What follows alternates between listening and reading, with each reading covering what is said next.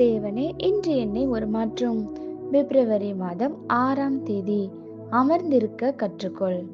லூக்கா 24:49.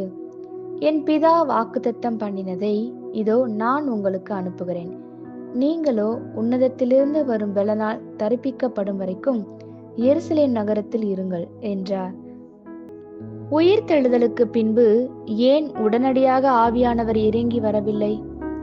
தெய்வீக நிபந்தனையாகிய கிறிஸ்துவின் மரணம் நிறைவேறின பிறகும் அதற்கு கிறிஸ்துவின் ஜெபமும் சீசர்களின் ஜெபமும் தேவைப்பட்டது. இயேசு கிறிஸ்து ஞான ஸ்நானத்திற்கு கீழ்ப்படிந்து தேவனுடைய எல்லா நீதியையும் நிறைவேற்றினாலும் பிதாவாகிய தேவன் ஆவியானவரை அனுப்ப இயேசு ஜெபிக்க வேண்டியதாய் இருந்தது.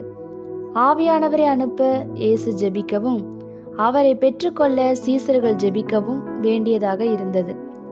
ஜெபம் தேவனையும் மனுஷனையும் இணைக்கிற பாலம். பரலோகம் உங்களுக்காக வைத்திருக்கிறவைகளை பெற்றுக்கொள்ள அதுவே அடிப்படை தேவை. இயேசு தன் சீசர்களை அமர்ந்திருக்கும்படி கேட்டுக்கொண்டார். அவர்களும் கீழ்ப்படிந்தார்கள். ஜெபம் உங்களை அமர பண்ணுகிறது. அமர்ந்திருக்குதலில்தான் தேவன் கிரியை செய்கிறார்.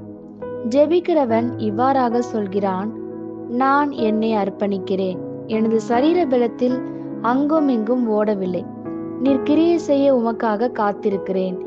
ஜெபம் உங்களை தேவனோடு இணைக்கிறது. உங்களை தேவனுடைய கிரியைக்கு தகுதிப்படுத்துகிறது. ஒரு சேவை செய்யும் மனிதனிலும் ஜெபிக்கும் மனிதனை தேவன் சார்ந்திருப்பார். தரித்திருந்த சீடர்களை தேவன் வல்லமையால் உடுத்துவிக்க வாக்களித்தார். தோல்விகளுக்கு காரணமான வல்லமையின்மையை குறித்து எத்தனை முறை பெருமூச்சு விட்டிருக்கிறோம்?